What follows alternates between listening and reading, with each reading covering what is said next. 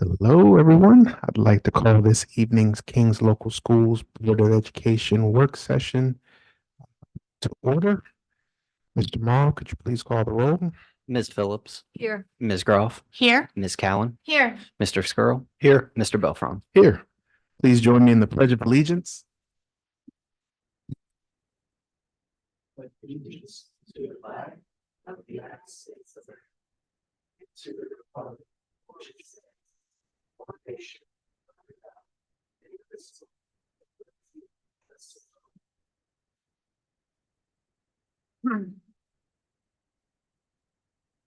May I have a motion to approve this evening's agenda? I'll make that motion. I'll second the motion. Mr. Morrow? Ms. Groff, Yes. Mr. Skrull, Yes. Ms. Cowan, Yes. Ms. Phillips, Yes. Mr. Belfron. Yes. All right, next on the agenda are the reports and presentations. I'll turn it over to Mr. Sears. Yes, thank you, President Belfrin. Mr. Morrow and I have four updates this evening on some pieces of information related to the master facility planning. This remains consistent to how we've operated throughout the entire fall and winter season, that we're continuing to provide the board and the community with updated information that we have. The first one that I will talk first two, and then I'm going to lob it over to Mr. Morrow for the second two. The first one is just a summary of the since our last Board of Education meeting, we had a community information night that was hosted here at the KEC. I want to just take a few moments to thank all of the community members that took time out of their evening, that came and joined us, that listened to the information that we shared, that asked tremendous questions, that really took the time, that were thoughtful about coming to learn and ask questions, get any of their questions answered. We had probably one of the largest crowds for any community meeting we've had here at Kings, which was tremendous. And so we certainly appreciate those members that took the time, and those community members that took the time to do that.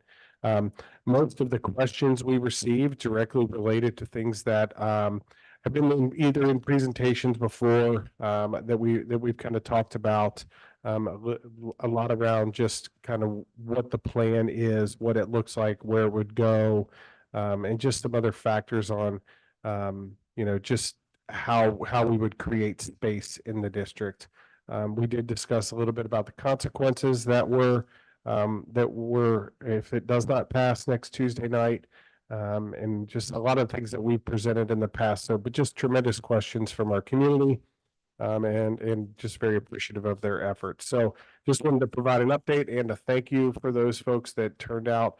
I'll say this, that when we've had community throughout the entire master planning and facility engagement sessions, we've had tremendous engagement from our community, from the master planning process with thousands of people attending, viewing online, providing information, feedback on our surveys, to the two open community information nights we had, one at Columbia and one here at KEC. We just had tremendous turnout, and it just speaks to the engagement of our community to really learn and find out and gain an understanding, so that they can make a decision for what's best for them and their family.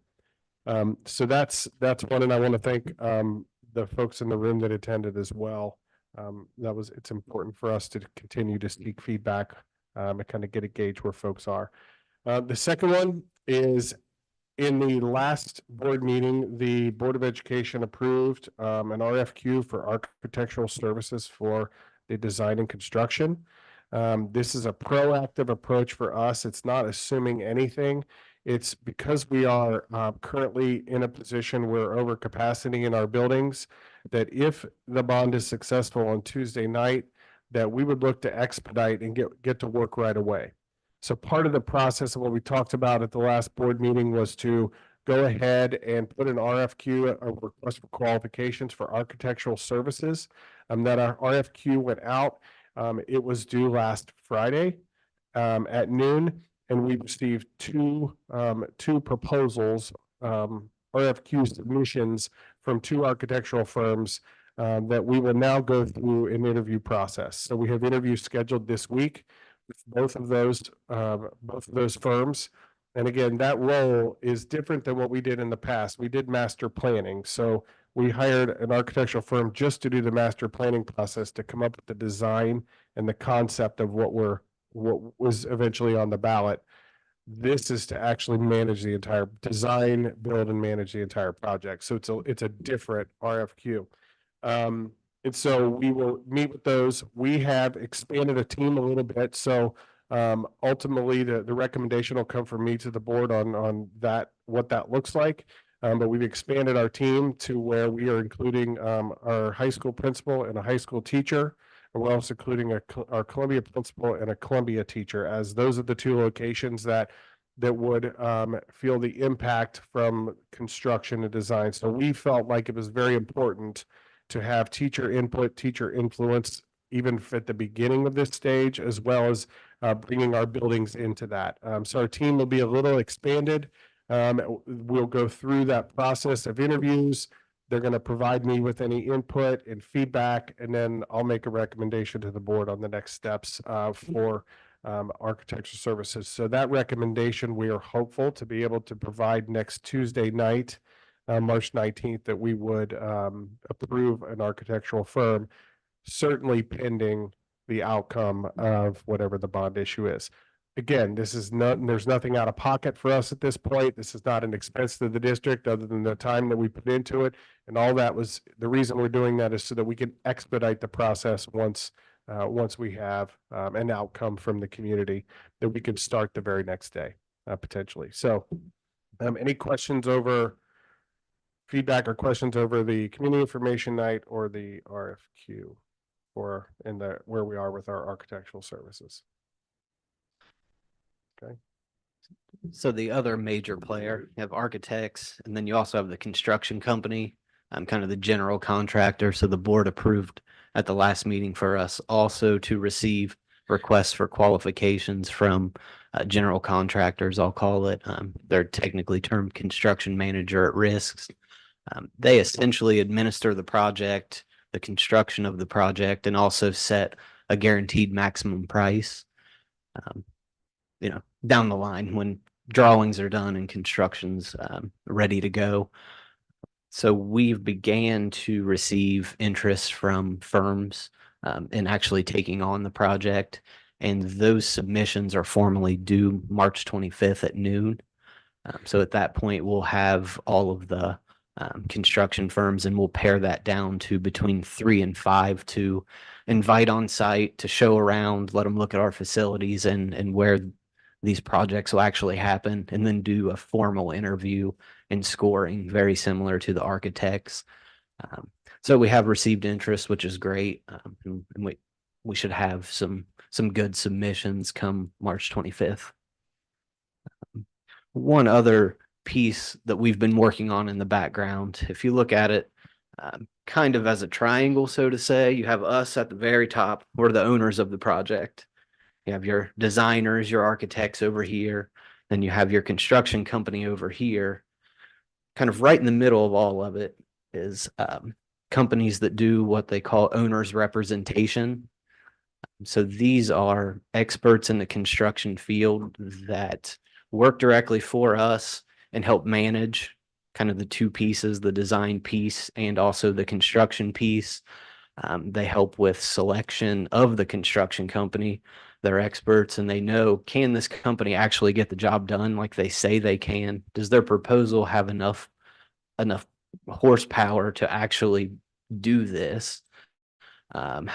What's their experience with them? They help when estimates come in to say, okay, construction company, that's fluff. You're adding in extra money. You're adding in too much here. This number for masonry, that's not even close to what we're seeing elsewhere in the market. So they kind of just help, for lack of a better term, keep everybody honest and make sure everybody's going in the same direction. So we meet budget and timeline. It's very common for districts with larger projects to employ these individuals to help keep it in budget and on time. So we've had conversations with them as well. just wanted to keep the board abreast of other work we're doing in the background. Good, because we'll be asking all of the time. Are we still under budget, on budget, and will it be completed on time? Absolutely. And they help set the time frames and the timelines and help us hold architects accountable and hold construction companies accountable. They have the expertise and the knowledge to say what's a reasonable timeline and what's not, and help us just keep everybody honest and keep everybody on the same page. Good.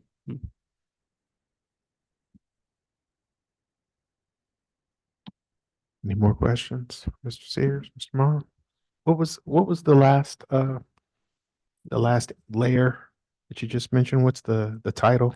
Owners, representatives. Thank you. Mhm. All right, next on the agenda are the discussion items for the treasurers. Mr. Morrow, give it back to you, sir. Thank you. Items 1 and 2 are just the regular monthly minutes. I asked the board, take a look at that and give me any updates or changes prior to the regular meeting next week. We have financial items. You'll see this looks really similar to the last couple months. We're running right in line with where we thought we would be, which is good. We're within 0.5% in the revenues and expenses, and we've had no major surprises in either realm. I will say that in the next 2 to 3 weeks, we should have our full property tax receipts from the county. And as you all know, that's our largest source of revenue. So when we get those actual receipts, I'll get those plugged in and give the board kind of a preview of what the May forecast should look like, because after we get our largest revenue sources, but that should give us a really good feel of how we're going to end the year and also how we're going to look in the next couple. So we'll have that prepared next month. Number 4, the tax rate resolution. If you remember back in January, the board approved basically asking the county to continue to levy all taxes that we have outstanding. So we justified that we needed all of our operating dollars. We need to still make our debt payments, and we still have permanent improvement needs across the district. So this is the board formally approving that the county did approve all those levies to be continued to be collected. I will say that one of the levies, the bond retirement, which is paying off our old projects, I'm going to work with the county throughout the year to get how much does that need reduced potentially? Can that collection rate go down due to our valuation increases? So as this year progresses, we'll be working with him to make sure we're not over collecting on our old projects.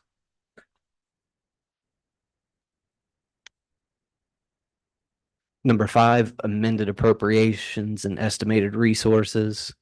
These are our estimated budgets and estimated revenues. At this point in the year, we have a really good, basically an exact feel for what we're going to get from the federal government. So in a couple of grants, they were able to give us another $1,000 here, $500 there. So this takes that into account.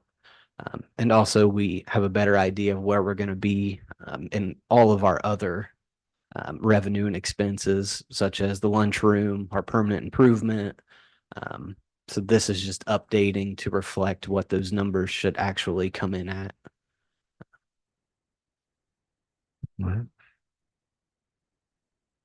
And I will note, this does not have any changes to the general fund.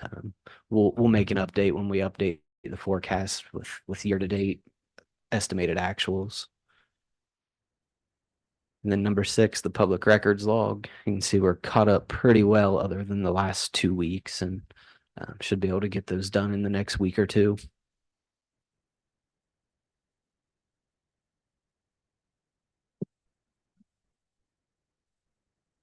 Any questions, Mr. Morrow? I had one question, on the amended official certificate of estimated resources. What is the private purpose trust fund? At the bottom. Yeah, Special trust? so those private purpose trust funds are scholarship funds where the district has gotten money for a private purpose. So when the board elected to create a board scholarship fund, we put it in there so it doesn't get commingled with other monies Gotcha. because it's set based on whatever that private group told us we could use that money for. So some of those have been set up for a long time. Correct. A good example is the Cody Mayo Scholarship. And this was, I've been told it predates me, but it was set up in memory of a student, Cody Mayo. And this helps fund the DC trip for underprivileged students. So that makes up the vast majority of that balance. And I work with our lead of that program to identify and vet any request out of that fund to help offset the DC trip expenses.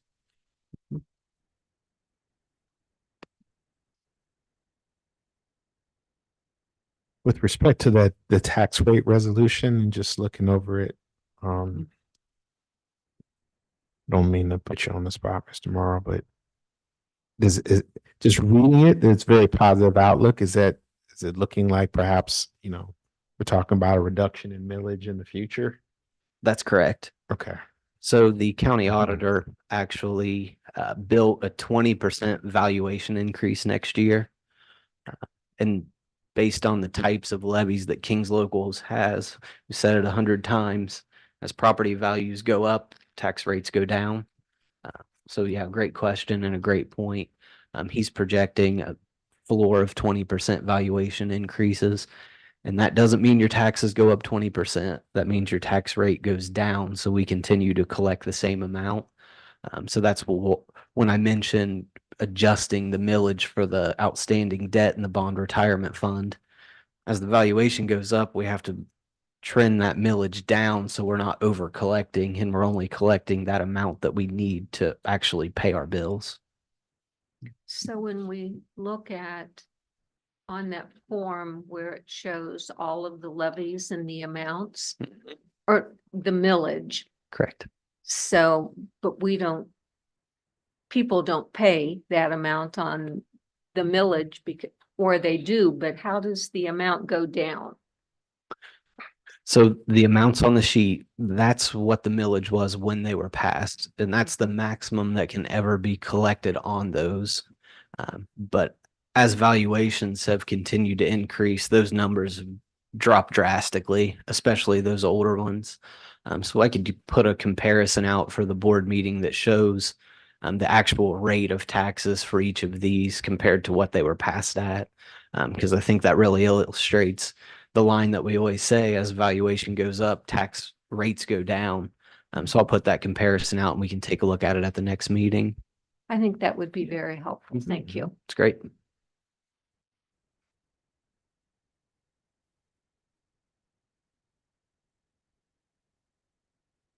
Any more questions for Mr. Morrow? All right, seeing none, we will continue with the discussion items for the superintendent, Mr. Sears.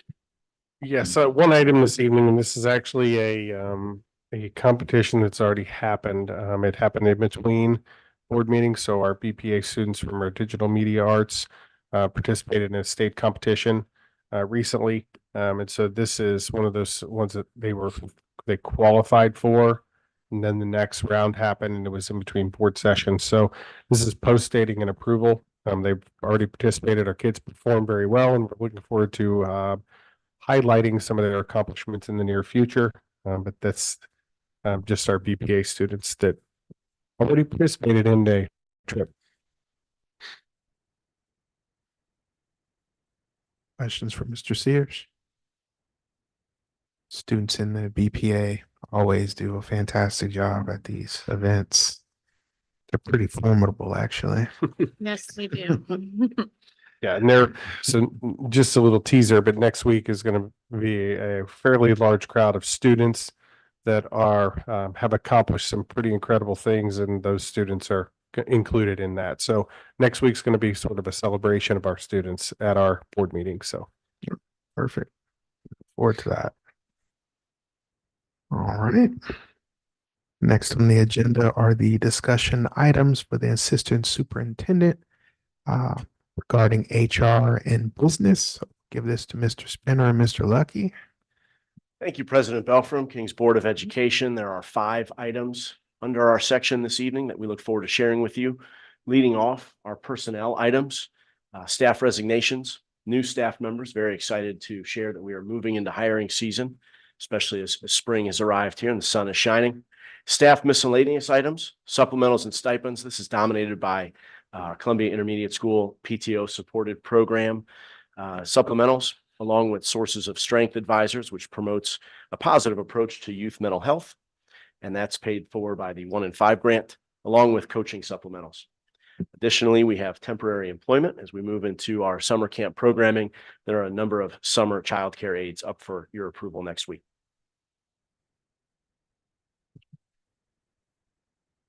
Item number 2 has to do with our Southwest Ohio Council of Governments resolution. This is something we do on a yearly basis. They reach out to each school district under their umbrella, asking if we need to make any changes to our daily subrates. You will see that in the second page on subrates, our subrates are consistent with area schools at $125 a day. That is not a change over previous years. That's been a successful partnership.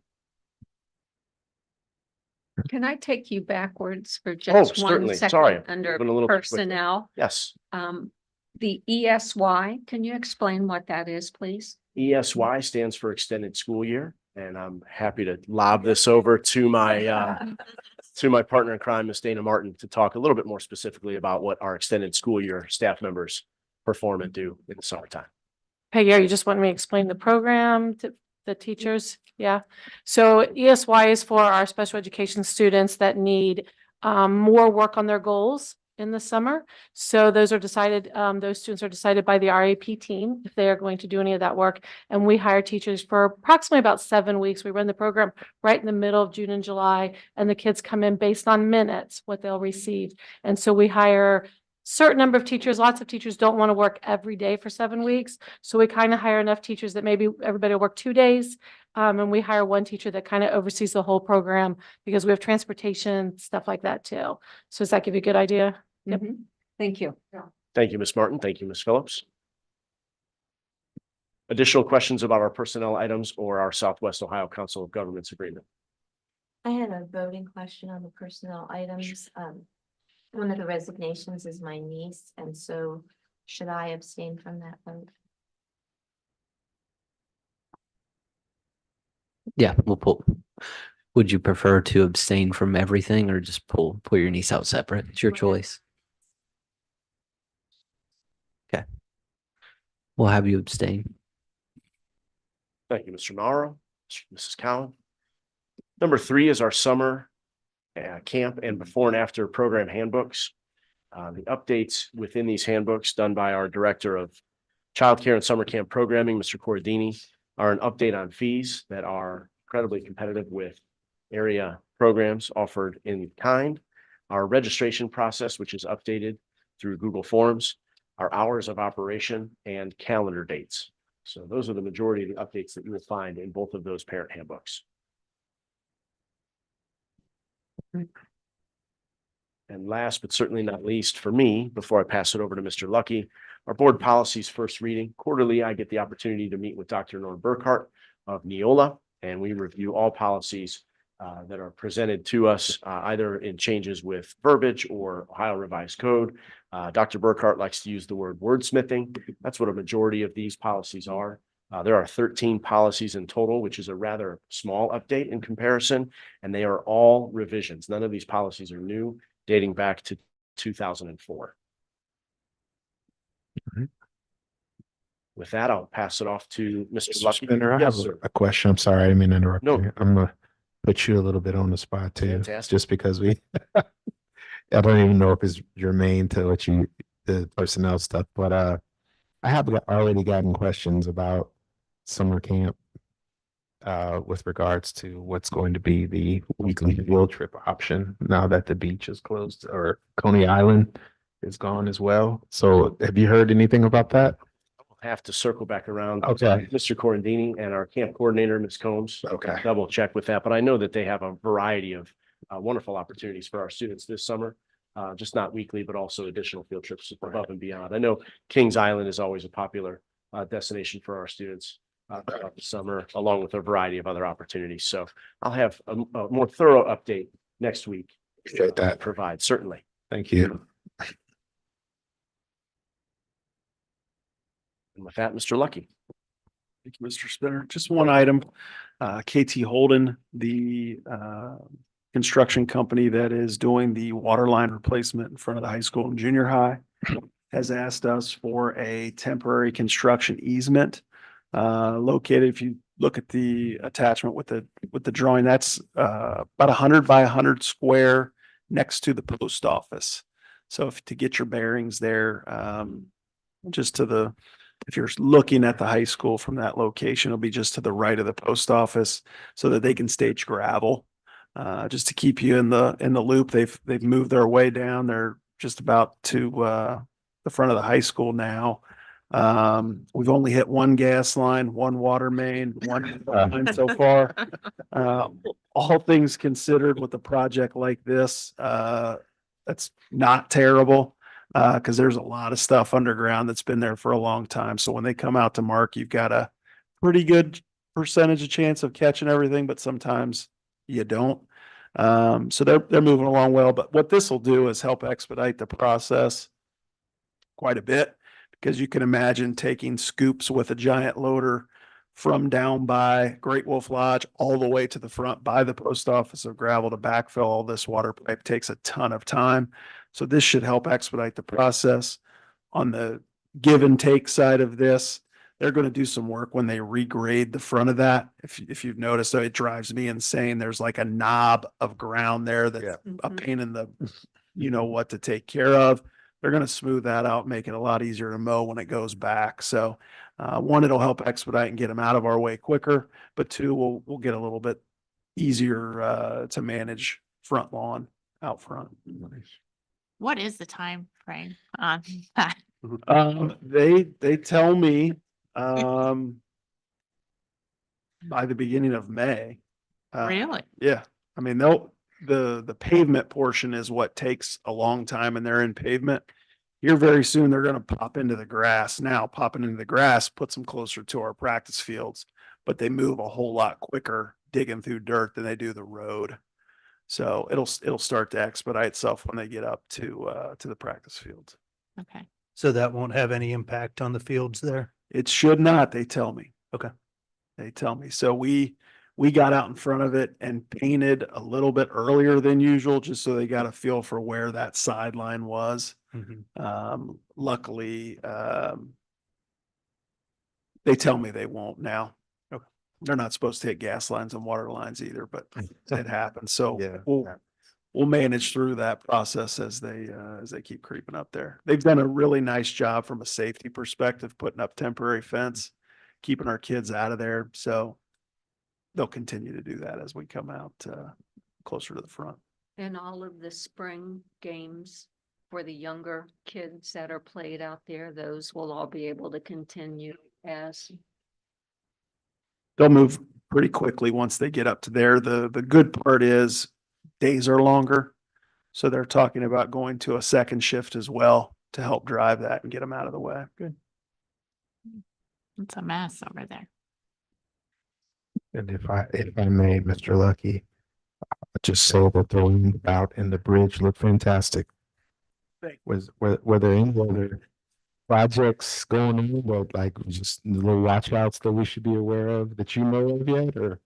Say they did just install the new school zone sides on either side. Yeah, of I our did see building, which is those. Fantastic. We're excited to have those on both sides because the traffic is rolling through here now with the Yes. roundabout and things open. So thankful for that to get done. Absolutely. We Uh, really appreciate, Mr. Lucky, how much time and effort you put into working with the different townships and things to make sure that as a board, we're well informed, but also just the safety of all of the students and parents during all of the construction on all of the roads. Absolutely. Mr. Belfram, if I may go back to your question just a moment ago, I've been provided with a cheat sheet. Oh, And okay. I was halfway there with Kings Island. So on Tuesdays, grades 2 and up will attend Kings Island and Oh, and okay. bowling on every other Friday for our kindergartners. Okay. So they'll be coming back to Kings Island. Yes. Since okay, perfect. It always seems to be a big question every year. Oh, Where absolutely. some camp where they're gonna go. And the field trip schedule will be finalized in April and May, but is subject to change based on weather and other unexpected issues. All right. Perfect. Thank you, Dawn. Thank you, sir. You're welcome. Thank you. Any more questions for Mr. Spinner, Mr. Lucky? All right. Next on the agenda, I see we don't have any items for the Assistant Superintendent Educational Program. So Mrs. Martin, Mr. Freeman, just confirming. Nothing to add. You're off the hook tonight. Items presented by the board. Do we have anything this evening? I know we do have something that we'd like to bring next week from the band, the music department regarding this month. But I'll do that next week during the formal meeting and our items. Having said that, the next item, which will be to enter into executive session.